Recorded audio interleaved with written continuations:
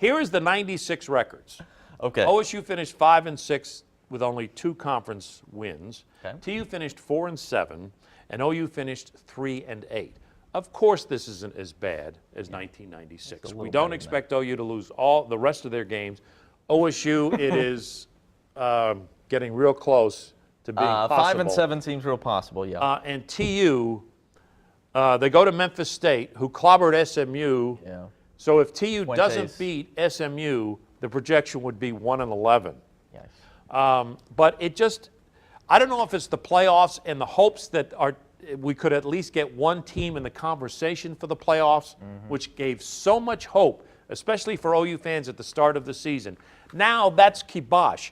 We're talking, I saw the Liberty Bowl representatives at the OSU game yesterday, and we were talking about the projection of OU playing South Carolina in the Liberty Bowl. Would that be a 9-3 or 8-4? How many would they have to lose? I don't know where that would fall. Where you want to be. But I'm just curious. OU fans, nothing against the Liberty Bowl because they've been great to TU, and it's an easy drive.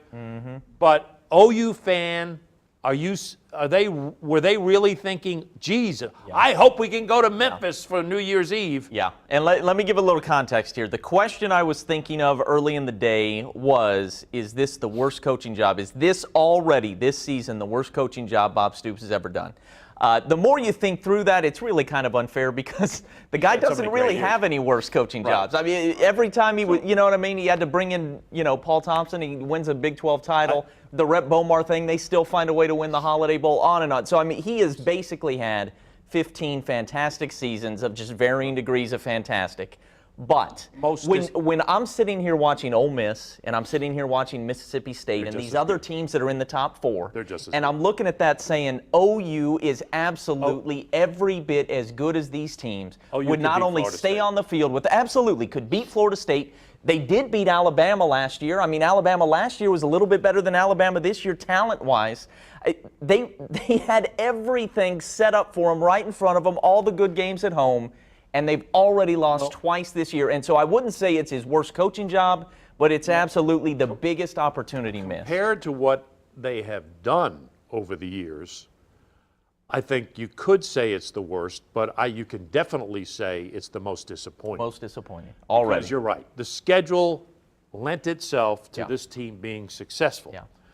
The folks coming back let this team or let the fans think that this team could be really good. Yeah. The last 3 games, even their win with Texas was not a good performance. So the last 3 weeks, they have not been a really sharp football team. Yeah, and the goofy thing is they have offensively, they were really sharp against Kansas State.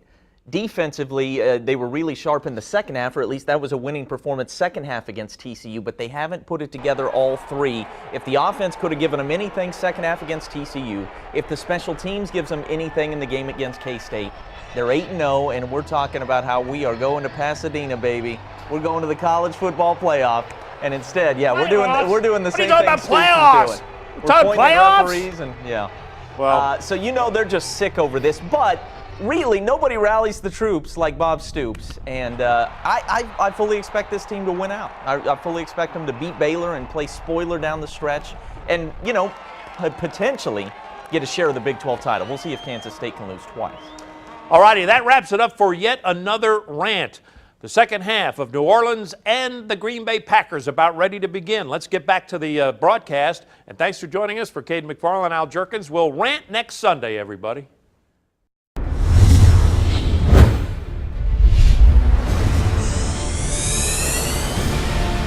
Big Al's Rant with Cayden McFarland, powered by Jack Cassee Ford.